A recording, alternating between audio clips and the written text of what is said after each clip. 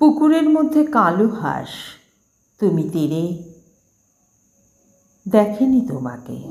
রোজ ওই তীরেই চুম্বন রাখো তুমি। সে শুনবে কখন? এত নিচু স্বরে কেউ ডাকে? তুমি জানতে না বুঝি আসলে স্নিগ্ধতা হলো একটা বর্ষাকাল? কেউ বলেনি তোমাকে সে এমনই বর্ষাকাল?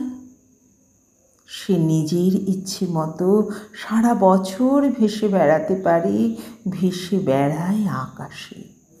আজ এখানে বৃষ্টি হলো, খানিক তো কাল ওখানে বাদলা।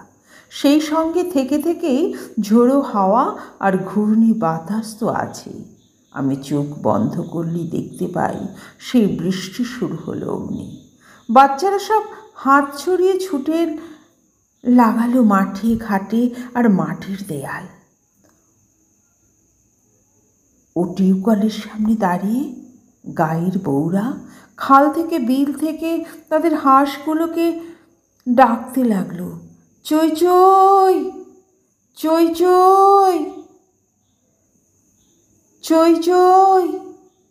আজ থেকে প্রায় 1 শতাব্দী আগের বাংলায় তোমাকে এক বাল্যসখী তোমাকে চই চই বলে ডাকত আর খ্যাপাতো।